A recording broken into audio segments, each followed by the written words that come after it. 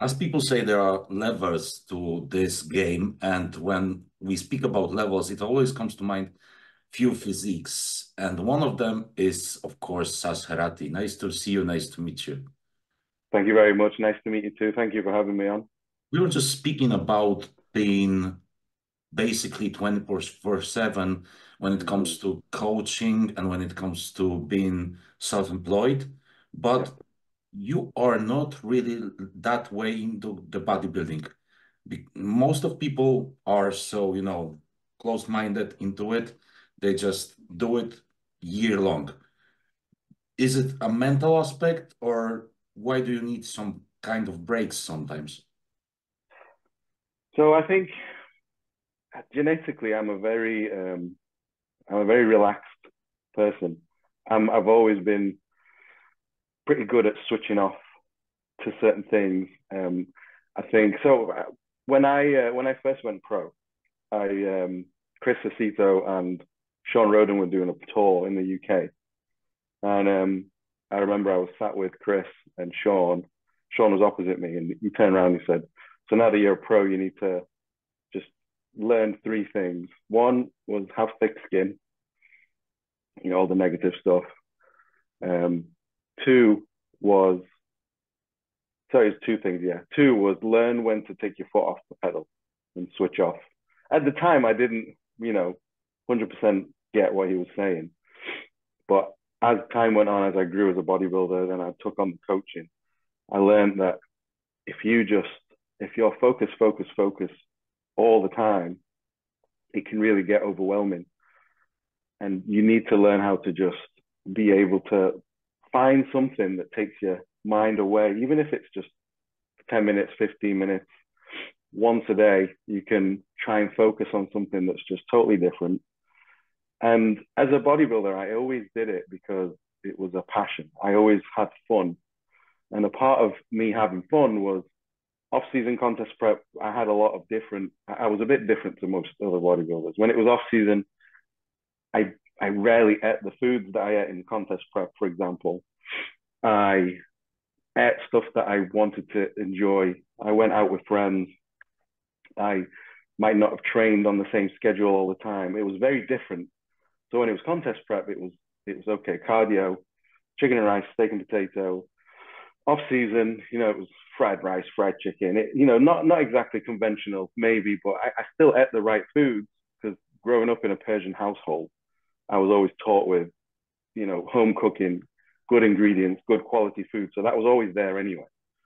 Um, so I had all that to mix things up through the year. I was never the same person all the time off season into prep. There was always a variance. So Coco, sorry about the dog. Going outside. Coco. Um, she's not going to stop till he goes away. Is it a big So dog? hey, A big dog. no, she's only a small one. She's got a big bar. Ah, She's only small. Um, she's a cocker spaniel. I used to have a big dog. Sorry, I'm just gonna go move her and then I'll come back.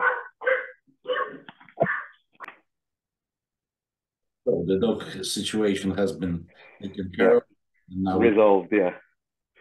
Yeah. Basically, I think I knew how to switch things, so that gave me longevity. That gave me fresh focus into the different phases as a bodybuilder and as a coach.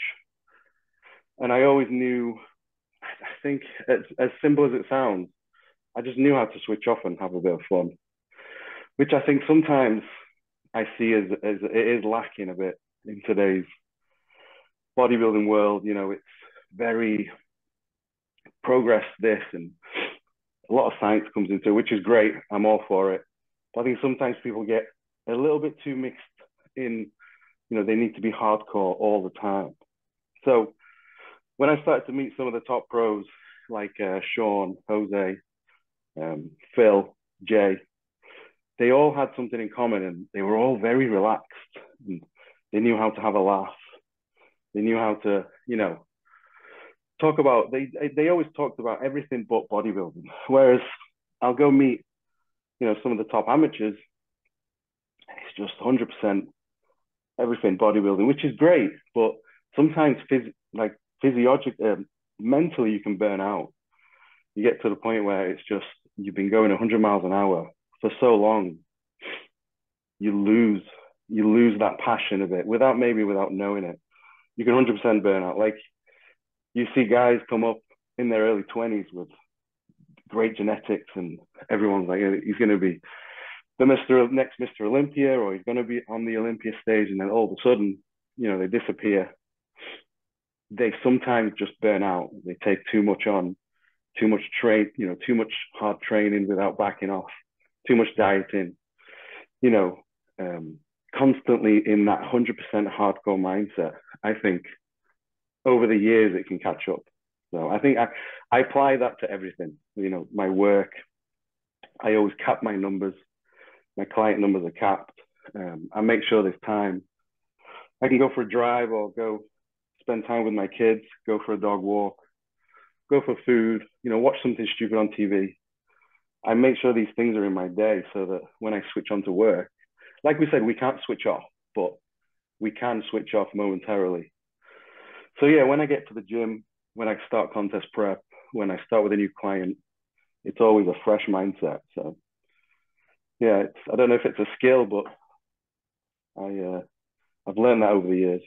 But you have learned that over the years. You haven't always been like this. Before you turned, you were as well, like, oh yeah, only body. yeah. At the time I thought, oh, I've got balance, but now when I look back, No. there was no balance. It was 100%. I think for a certain time you have to be, but then you realize I need to. I think it was after my second pro show, it really hit me. I did a rebound, and I did a really strict rebound. It was almost worse than prep. And I got to the point where I just had enough. Like, I wasn't enjoying competing. I wasn't enjoying the training. For the first time, I think in maybe 15, 18 years, I didn't go to the gym for 4 weeks. I just stopped. I didn't eat properly. I ate what I wanted. That told me that I was burning out. I was burning too many candles. So I think along those lines, I started to learn, you know, I need to switch off. I need to have fun. If I'm off season, go out with your friends. And, you know, if you don't want to train for 2 days, don't train. You can go in a third day, you're fresh. If you miss a meal, don't stress out. If you don't want to measure every single meal, you know, eyeball it a little bit. These little things add up. So mentally, over time, you have the capacity to really press the pedal hard when you need to. You know, in prep, I'm 100% like, everything is to a T. That's because off season, I let myself relax. If I was 100% all year, I think there's some people, don't get me wrong, they can handle it. Someone like Jordan Peters, you know, Cuba, those guys, they're very good at being 100% hardcore all the time. So it's individual as well. When speaking about going like 100 miles per hour, what is about the cars that you enjoy? Is it the dopamine spike? Because I've seen more and more bodybuilders are into moto stuff, like Fuad is now racing his bike or something like this, and they're all into the fast cars rather. Yeah. What is about the cars that you like? For me, it's always been the sound. Like, I like fast cars. My Mustang is almost 900 brake horsepower, so it's got the speed. But for me, it's always been the feel and the sound, the smell of petrol. There's something about man and engine. Sometimes you just connect with it, you know, something to do with cavemen and the fossils back in, you know, that give us the oil. And I think sometimes you just connect with it. Everyone has a thing. I think bodybuilders, they thrive on power and strength. You know, it's just something that we mentally think about. As a young boy, I loved seeing the action heroes in the movies, just like everyone else. And I also love the cars. So I think the dopamine spike is amazing. It's something you don't get used to. So when I have a good drive out, I come home and I'm shaking, and you get the adrenaline dump. It's pretty exciting, but To be honest, I'm probably not as hardcore as someone like Ford. I'm a pretty lazy driver, but I like to have that V8 and the power. It's a bit of an escape. You know, it's something that's like therapy for me. What was your favorite like action movie hero or Marvel, DC, or someone like this? It's Superman, Batman. Yeah. I think it's got to be the Hulk. I know that sounds typical, very stereotyping. I did like Superman. Any of them that were well built. The bigger and more ripped, the better. But yeah, I always liked the Hulk, the Lou Ferrigno movies, and then it was the animation one later on. I did like that a lot. You had quite prolonged, so to speak, off season, even though you weren't Mm, on the off season all the way, yeah. on the path of the off season. How does it feel now comparing this prep to the last one you've had 3 years ago, 4 years, 4 years? Six years ago. Yeah, Was crazy. New York, yeah?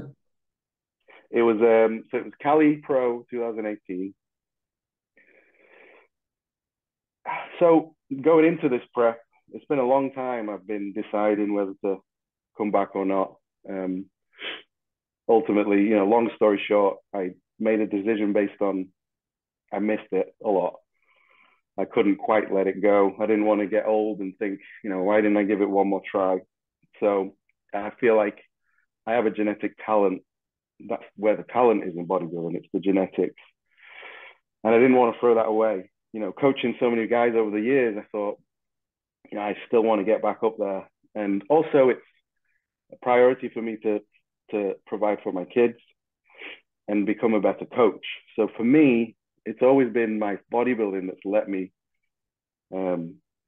make any kind of success in my life. It's always been my physique, my goals in the gym, the diet. So if I have a competitive goal, I know as a coach I can improve. If I can walk through it with my guys, get back on stage, get a bigger audience, it will definitely help me provide for my family. So they were the main decision makers. Prep wise, so I went in. I really didn't know how I was going to respond. For the last 6 years, I've been training because I just love training. It's something I've done since I was 13. 24 years, it's all I've done. It's like breathing to me, just going and getting a meal in and going to the gym. So I never stopped, but I didn't really push the extreme of supplements or the body weight. I kind of stayed around the 240 to 250 pound, which for me is up there. It's not small. I've been as high as 270, 280, so I wasn't pushing it that hard, but I wasn't also letting myself shrink. So I always kept myself there, but I was relaxed with the food. The training wasn't as heavy or as high volume as I usually would. So going into this prep for the last year and a half, I've been slowly ramping things up, making sure joint-wise I'm okay to train. I've got some aches and pains over the years. So the other question was, have I got the size? So going into this prep, I felt like I didn't have the volume that I did in 2018, because back then I was pushing off season into prep, off season into prep. It was nonstop. But as I've been getting closer to the show, my body fat's getting lower and lower. I've realized my metabolism is actually responding even better. Like I started cutting at 12 weeks out, and by 4 weeks out, I was pretty much at the standard that I could get on stage. So 8 weeks it took me to get completely lean, which is very quick for me. The muscle maturity is shining through. So I realize there's a more of a dense quality look to my muscle.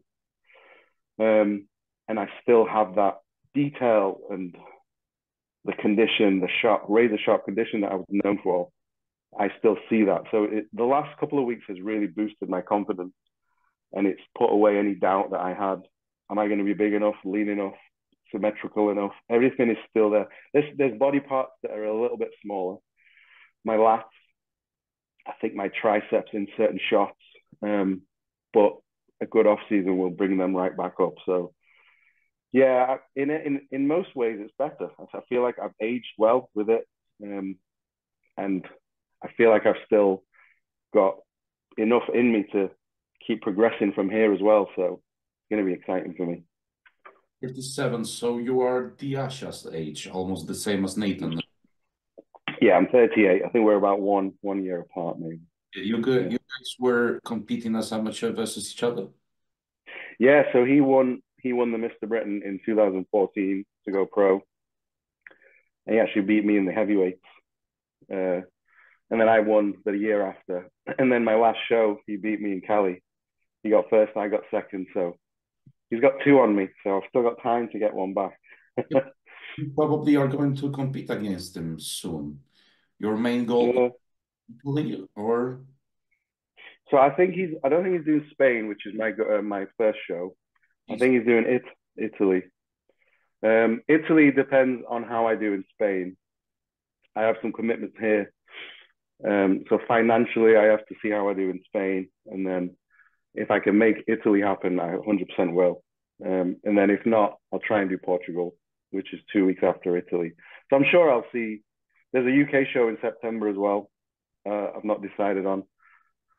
So I'm sure I'll see Nathan at some point. But yeah, we're good friends. We chat. I know on stage we'll be putting up a good fight. So it'll be good to see him again. as well, Dubai comes soon. That's an immense show with the prize money as it was never before. It never happened before to be at this big prize money as the qualifier itself, not the show than Olympia.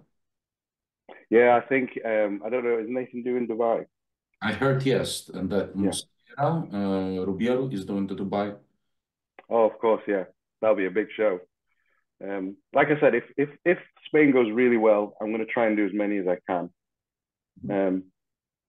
So I'm not just coming to do one show like I used to, but I'm also not going to retire after the season. So I'm here to stay for a little while anyway. I've got the bug back. That's good to hear because a lot of people missed you being on stage, and you have some of the unique physiques that are going to fit nowadays and criteria that people and judges have created. Because as you see, criteria changed a lot. Speaking about maturity, do you think it comes with age, with experience, with the amount of skill you have to move, or is it sometimes just genetic? The muscle maturity, you mean? Yeah. I think I remember I was watching a Ronnie Coleman video and he said it as well. He said he was I think he was about to do an 800-pound squat, and he said 10 years ago I was doing 700 pounds. He said in 10 years I've added 100. He said it doesn't happen overnight, and then he said it's like fine wine. It takes years to. And he was talking about the muscle as well, and I think there is definitely an element of I call it mileage. The more mileage in the gym and the kitchen, your body takes on that kind of really mature, dense look, the muscle that's not going to fall away when you go into a deficit or when you aggressively cut in prep. Sometimes people just start to lose, body parts. I think because I've been doing this 24 years almost nonstop, I've had a few weeks off here and there. I think that's really given my muscle almost the quality that's just it's here to stay. Even when in COVID, when we were in lockdown, I was trying some crazy like diets. I was on one meal a day and I was doing skipping outside every morning just to try and get really healthy.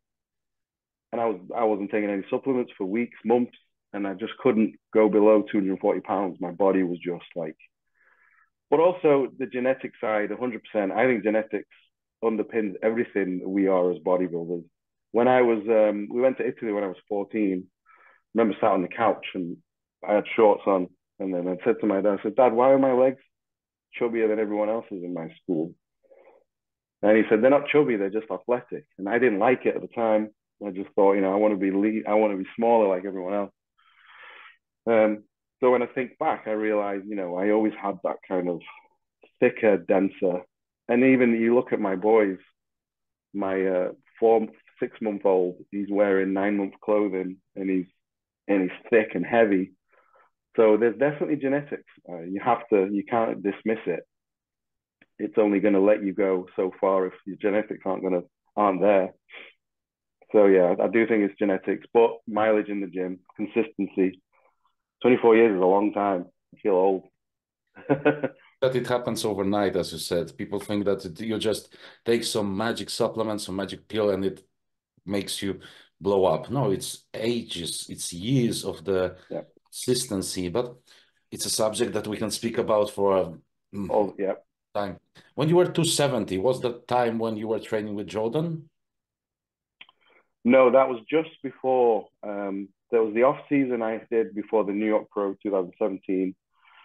I go up to 276, 277. That's my heaviest off season. I wasn't lean, but I was eating a lot of food. And it came when I came down to get on the New York stage. It was a hard prep, but it gave me a really new, dense, full look. So I'm a big advocate of getting heavy in the off season, old school, bulking up, bulking foods, getting the dense food in, which I know is probably frowned upon now, but that really gave my physique a dense look that I hadn't had before. And it was hard work. I was constantly full. There was a lot of calories going in from the morning till night. Cheat meals almost every night, sometimes just to keep going. But I was at my strongest. I was at my fullest, roundest, and then that was possibly one of my favorite looks on stage. Would I push back like that every off season? No, I think maybe one or two off seasons is about plenty, because then you've got the muscle there. So then it's more about refining it, I think. It depends how big someone wants to go. There's different ways, yourself. There's lots of different solutions to a problem in bodybuilding. So it depends on the individual, what they can handle, what they can't. I always grew, even when I got quite fat. I was always able to grow. And I know lots of guys need to stay a bit leaner. So it's very person dependent. Your people are as well growing on the a little bit of chunkier side, but then when they strip off the fat, they look incredible. Luca Yeah. Pola, for example, who turned pro like Yeah. last year, if I recall. Last year, yeah. He's now preparing for the debut. And the guy, Ginger Training, Yeah, yeah. was as well like a little child when he joined you. He's now like Yeah. 20, something like this. Yeah, he went from 220 to 280. That's He's immense. yeah, What he's a machine. Those two, they just do it. They just stick to the plan. They eat what they need to eat. They never complain. Yeah, they get thick. They get thick and heavy, but it always comes down to a nice look on stage as well, and a lot of extra muscle. But as you said, that's just like one or two of seasons that's needed. Then Yeah, how much can you do of a growing before your waist expands too much? yeah. That's the other thing. I think the waste is, yeah, it's when you force over again. You force the food and the supplement. Your body's only going to grow at a certain rate. Everyone, when it comes to supplements, when it comes to food, you can triple everything, but your body is still going to grow at the same rate as if you were going to double or go at 10%. It takes, like you said, it takes time. I don't think you can accelerate. If it was as easy as saying, I'm going to eat 10,000 calories and I'm going to take these supplements triple. If it was that easy, everyone would be maxed out by the time they're 25. But even if they do blow up very early, it's a different look. It's a blown up. It's not hard. It can fade away. I see lots of guys who are 300 pounds off season with abs and they look great. They're super strong. And I'm looking at them back when I was competing. I'm thinking, why am I not 300 pounds? Why am I 260 fat? But when we get on stage, I'm looking at these same guys and I'm thinking, what happened to them? Because they fade. There's no quick fix.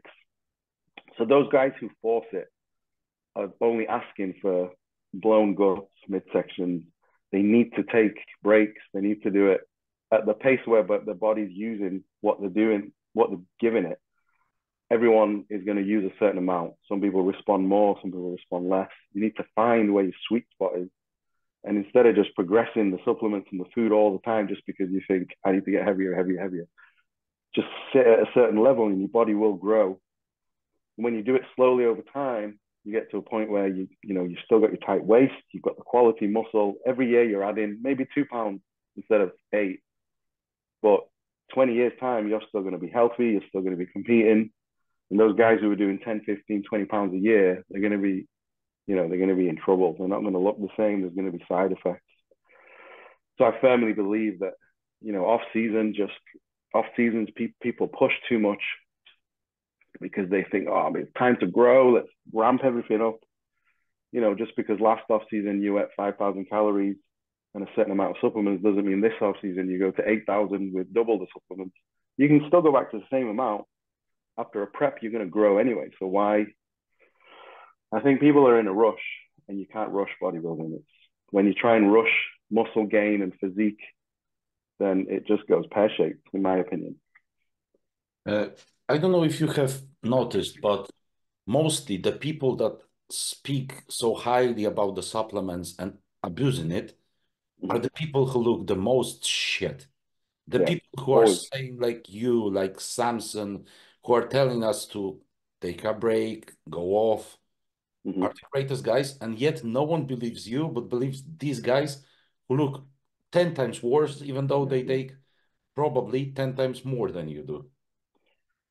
They want to believe it because that's the answer they're looking for. They're not seeing the progress. So someone says, yeah, but if you take this much of this and up the dose on that and start eating 1,000 carbs a day instead of 600, people think, oh yeah, okay. That's easier than saying, no, keep doing what you're doing. Just be patient. Just keep going to the gym, eat your meals, take your breaks. That's boring because people think, yeah, but I'm not going to grow. I don't want to put 2 pounds.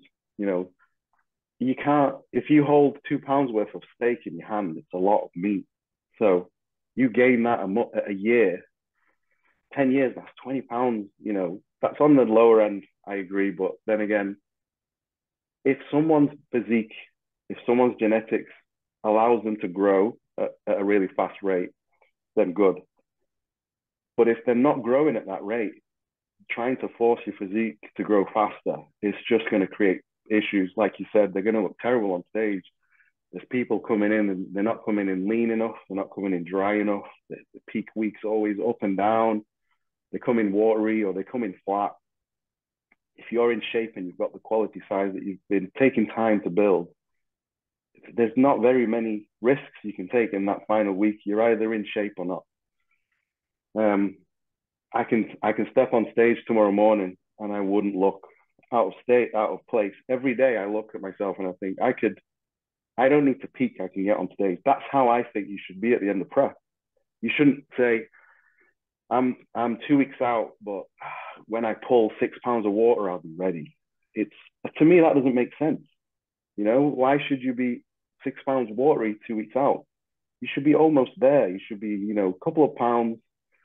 You should be able to just eat a little bit of food for a couple of days, cut the water the night before, and then you get on stage. There's nothing risky about that. But everyone's like, peak week is going to be, I'm going to do this, I'm going to do that. And it's like, why you want to throw your body into carb, water loading, water depleting? It's a lot to handle when your body's been at a certain level for months, coming down nice and slowly. All of a sudden, it's going to be like up and down, and then they wonder why they got on stage and they were flat or they were too full. Or I think mentally, it's hard to stay really relaxed and focused, and almost like it's like the graph in your mind has to be really flatlined, but people they think too much. That's why when people ask us why we do have a coaches, even though we coach people ourselves, that's the answer. Because we are Looney Tunes when it comes to the peak week. We want to add a little, cut a little or something like this. And we end up worse than we could have been, even though you said you are ready like 2 or 3 weeks before. And when speaking about coaches, I just want to add, it is not like we're saying that supplements don't work. They, of course, do. Of course, yeah. The line that you shouldn't be crossing. That's the thing. And when speaking about coaches, when did you start with Aceto? Was it at that when they have done it with Sean? So with Chris, so actually on a side note, we'll come back to that. I am coaching myself now. I left Chris earlier this prep which was a bit of a crazy decision. Like you said, sometimes it's just something I've wanted to do, but that's another topic. With Chris, I got introduced to Chris by, I was a fan of Dusty Hanshaw. I don't know if you know him. Back in 2012, 13, when I started competing, I was watching Dusty's YouTube videos. And then there was a Body Power in the UK, and I went to see Dusty, and I was showing him my pictures, and he was like, have you got a coach? I said, no. He said, oh, okay, you're going to go pro. I need to introduce you to Chris. And back then I knew Chris Aceto as this, top of the world class coach. And I was always reading his blogs and his forums and anything I could see of Chris, his books. So I was a big fan. So when Dusty said, let me send Chris some pictures, I was a bit like, wow, okay. And then he messaged me the next day, said Chris said email him. So I emailed Chris, and this was 2014. So we started working together then. And then I pretty much did every prep with him till now. So off seasons, I usually did my own. Training was my own. I like to think for myself, but in contest prep, because I was still very new, I only went pro after maybe 3 or 4 shows. So it was still a very new venture for me, getting dialed in for a show. It was all still confusing. So having Chris there was just, I was relaxed. And he's just like me. He's very instinctive. He's very relaxed. Every day can be different. So we just clicked really well. So yeah, I worked every prep with him. Usually at 20 weeks out, I'll kind of just hand things over to him.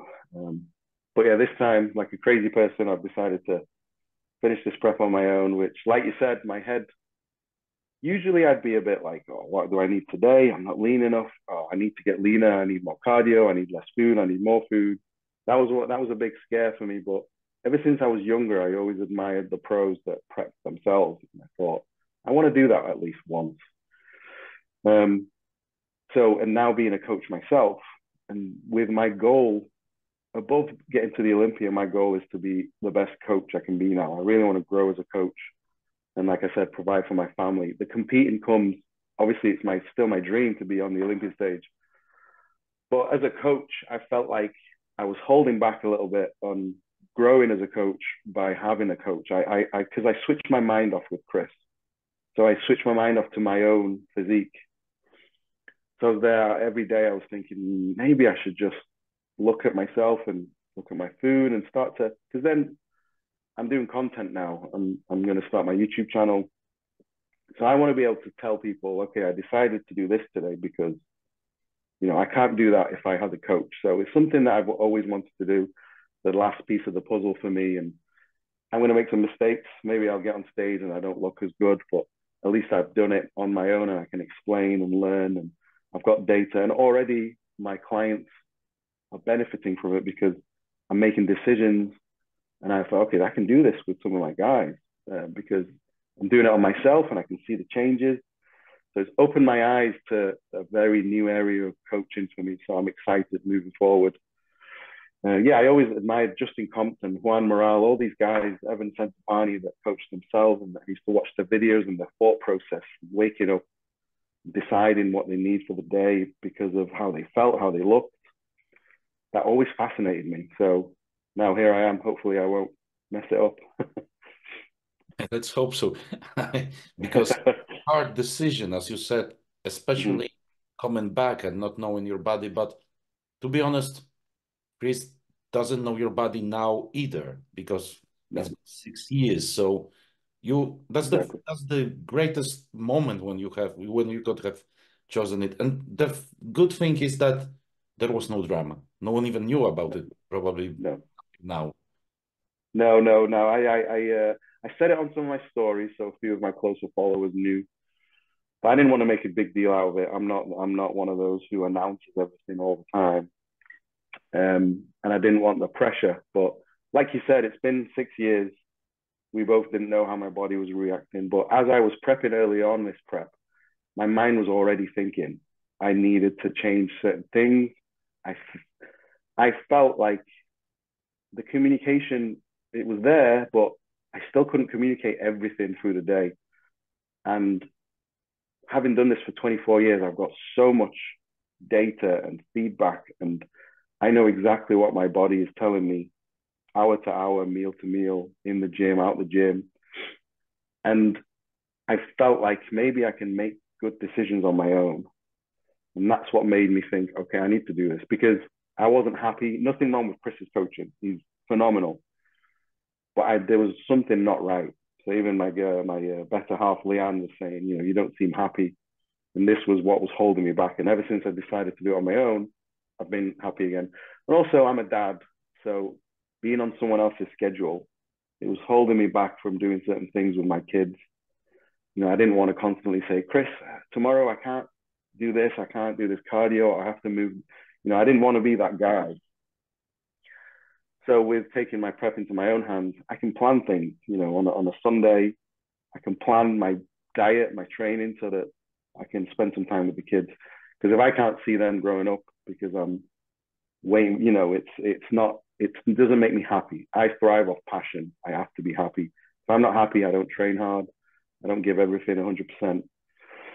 So this was kind of like the last piece of the puzzle, which I needed to take on myself. And so far, it's been the best decision I made. I've never looked like this far out. I've never felt this good mentally. Obviously, I feel drained, but it's really exciting to see my physique it's a very new look for me. It's very refined, a lot drier. It's grainy, and I feel like I'm making decisions day to day that I couldn't have someone else make for me. You know what I mean? Do you have a second eye? So obviously, I said to Chris, can I still send you pictures if I need to, bounce ideas off? He said yes. And I've got Jordan Peters, my friend and sponsor. He's always there to help, and he has been a couple of times where I've kind of thought, am I lean enough? So I'll send him pictures. I just didn't want anyone. The thing with me is, when it comes to someone like Chris and Jordan, if I ask them something, I switch my own mind off straight away. Like, I will become a student again, which isn't something I want to do right now. I want to be able to try and look at myself objectively and make those hard decisions. As hard as it is to see yourself when you're at this end of prep, I really wanted to, even if it was a mistake, I wanted to make the mistake without someone telling me, maybe don't do that, or maybe you should do this. So I've not even been really asking for it. Leanne, my girlfriend, she knows my physique. So every now and then I will show her pictures. I'll show her how I look, and she knows when I've pushed too far. She just knows when my physique starts to fade, which is very rare. My muscles always look full. Like, I can be on 50 carbs for 7 days, and you sometimes can't tell. So some days I'll wake up and I'm like, I feel really, this is I feel a bit too low. So I'll show some pictures and she'll say, no, you look okay. So then I'll push a little bit longer. Or she'll say, yeah, you look. There's once, like maybe a week and a half ago, I said, what do you think? She was like, I think you need to eat. And that's exactly what I need. That's all I needed to hear. And she was right, because I'll feed up and then the next day I'll look better and I'll keep improving. So she's my eyes. She's seen me more than anyone, really. She's been there from the first or second show, 2012. And she's seen me through my worst, my best looks, my flattest, my fullest, my leanest, my fattest. So she knows my physique, whereas most other people don't see you every day. So it's hard for them to really say, yeah, this is too flat. You're pushing too much. But Jordan has been there. He agreed last week that I was lean enough, which is sometimes all I need to know, because I can push. I can just keep pushing, and I can make this into a suffering game. I can make this into how much can I suffer. Everyone who knows me knows I can just keep going. Chris could never break me, but it's at this point where I need to say it's not about suffering. It's about bringing my best look. Sometimes you can forget, as a self-coach, you can just keep going. Or the opposite, some people don't go hard enough and they think they're lean, but they're not, they're ready. Luckily, I'm not that way. So, Perhaps that has to be, like you said, sometimes a game of like balancing act, a bit cooler, but people don't understand that one thing nowadays. You have to be flat in order to get rid of fat. That's simple as that. You need to get flat. If you are not flat, you're not losing fat. That's that, 100%, 100%. People don't get it. or they don't want to admit. That's why.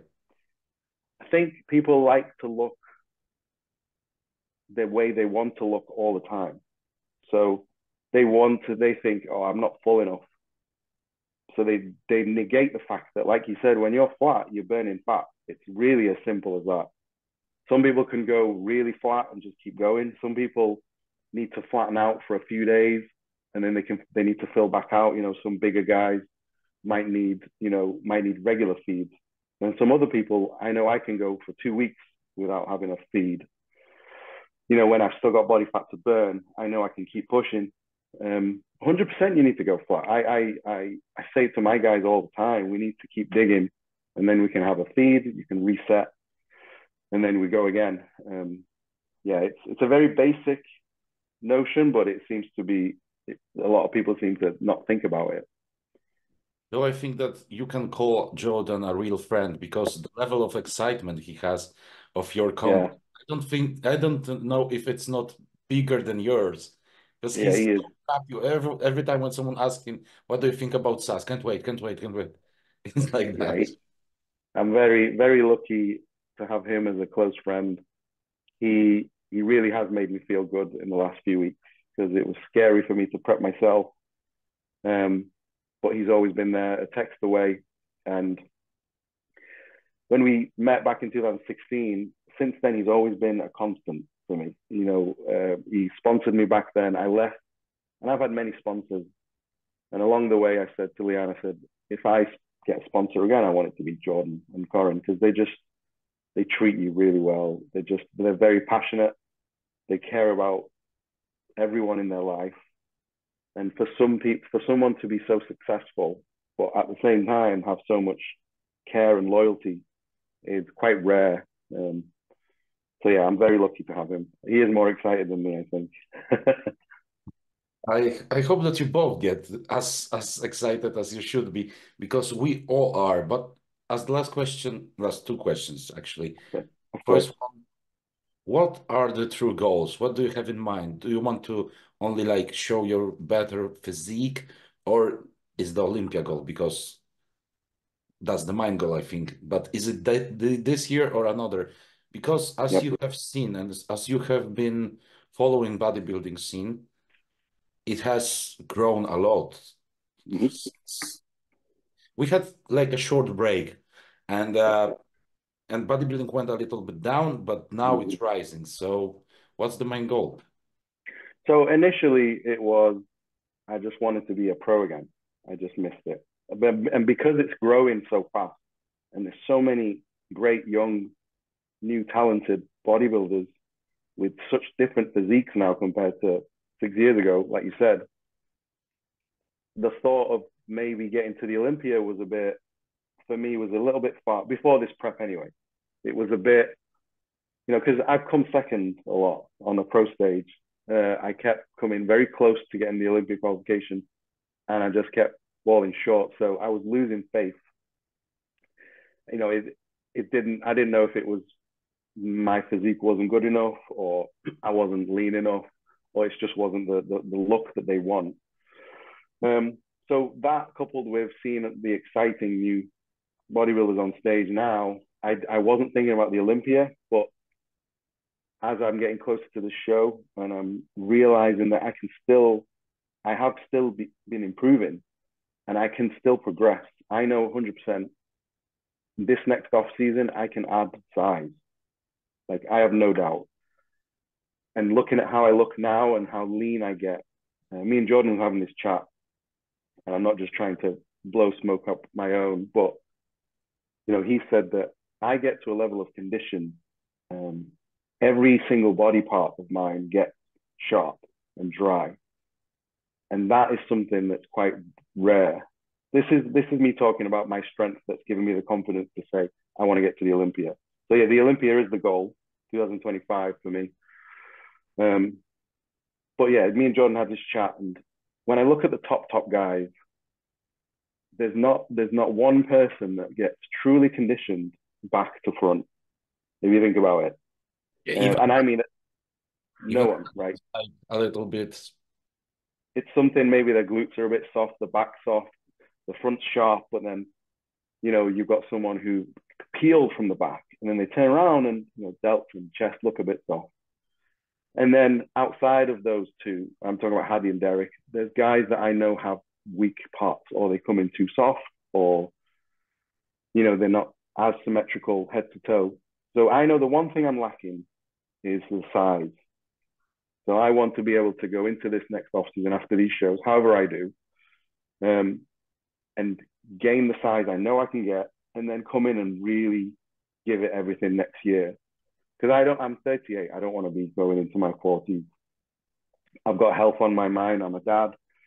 So I want to give it another 2 seasons, maybe 3, and really try and get to the Olympia. I know 100%, 100% I can be in the top 4 to 6 Olympia if I can get the size. Don't get me wrong, I might go into my off season and then this is where my body says, okay, no, I've had enough. But I think I'm confident. If I can bring this level of condition with another 15 pounds of muscle, I know I can be in the mix with the best. I can stand next to Hadi, Derek.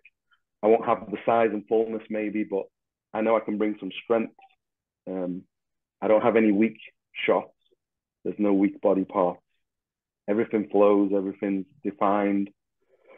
And I'm in a very good place with my life where I can dedicate, a lot of my time to the food and the training, and I'm a coach. It all goes very well together. And my biggest motivation is my kids, which I didn't have 6 years ago.